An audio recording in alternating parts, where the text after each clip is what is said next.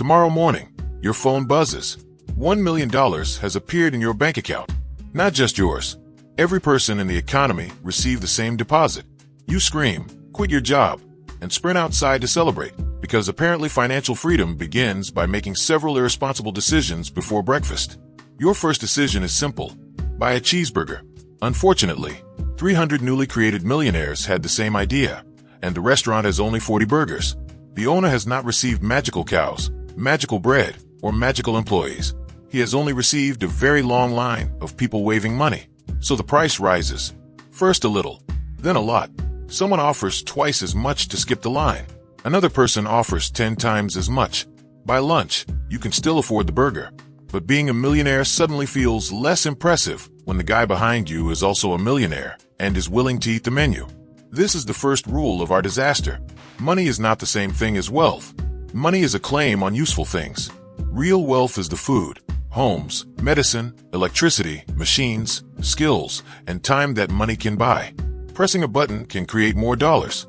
It cannot instantly create more doctors, apartments, power plants, or cheese. Normally, a government would have to fund a giant payment through taxes, borrowing, or newly created money. Taxes would mostly move existing purchasing power around. Borrowing would push part of the bill into the future.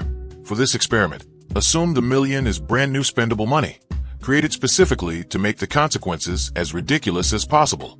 Now millions of people can demand more cars, houses, vacations, food, and questionable golden toilets. But the economy still begins the day with yesterday's factories, workers, trucks, land, and inventory. Spending power explodes immediately. Production does not. More buyers start competing for the same limited pile of stuff. Some sellers can change prices in seconds. Others are stuck with printed menus, contracts, regulated prices, or simple confusion. That means the first symptom may not be one neat inflation number. It may be empty shelves, sold-out flights, bidding wars, delayed orders, and a suspicious man trying to trade a garden chair for a motorcycle. Then people look at their jobs. Some keep working. Some reduce their hours. Some send their manager a resignation written entirely in emojis.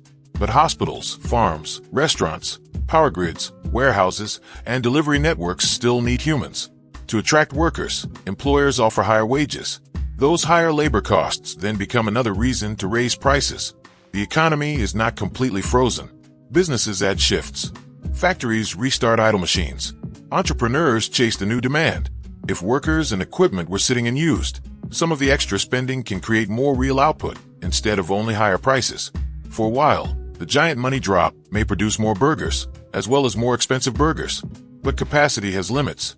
A bakery can run another shift. It cannot grow wheat in 5 minutes. A builder can hire more people. It cannot instantly create land in the center of a city. Once the available workers, equipment, energy, and materials are already busy, additional spending mostly pushes prices higher instead of creating more things. There is another twist. The speed of spending. If everyone becomes nervous and saves the million, the first wave is smaller. If everyone believes prices will explode tomorrow, they rush to buy today. Money changes hands faster. Shelves empty faster. Sellers adjust prices faster. The fear of inflation can help accelerate the behavior that creates it. Prices would not move together like a perfectly synchronized dance. Scarce houses, cars, luxury goods, and financial assets might be bid up quickly. Wages, pensions, rents, and long contracts may adjust later.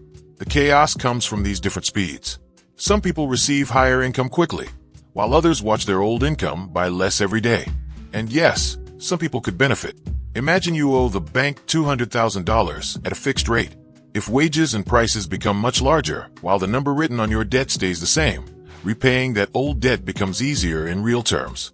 Unexpected inflation can transfer purchasing power away from lenders and toward borrowers. The opposite happens to someone holding cash or receiving a payment that does not adjust. Their account still displays an impressive number, but each unit buys less.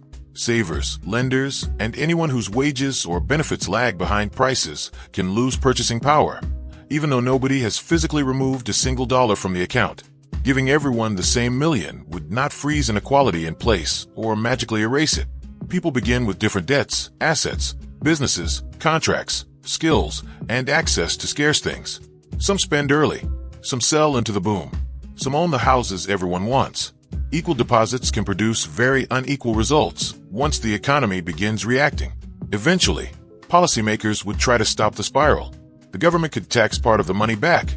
A central bank could tighten financial conditions and make borrowing more expensive. Emergency rules might slow some price changes, but they cannot manufacture missing goods. The real solution requires reducing excess spending, increasing production, or some painful combination of both. After enough price adjustment, the extra zeros stop feeling special. Stores rewrite their signs. Salaries gain zeros. Bills gain even more zeros. The country may eventually replace the currency, or remove zeros, simply to make calculators less depressed. You remain a millionaire on paper, but millionaire no longer describes an unusual level of purchasing power. This does not mean every cash payment is useless. During a weak economy, when factories are idle and people are unemployed, targeted transfers can support demand and help activate unused capacity. The effect depends on the size, funding, timing, and ability of production to respond. A life raft and a tidal wave are both made of water. Scale matters. Money is a brilliant system for deciding who gets to claim resources, but it is still a scoreboard. Giving everyone more points does not automatically place more food in warehouses, more energy in the grid, or more hours in the day.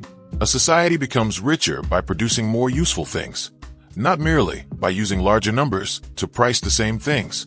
So yes, tomorrow, you could wake up with $1 million. For a glorious few minutes, you would feel unstoppable. Then the intern would reach the burger shop, discover that lunch now requires a suitcase of money, and realize the terrible truth. Everyone became a millionaire, so being a millionaire became normal.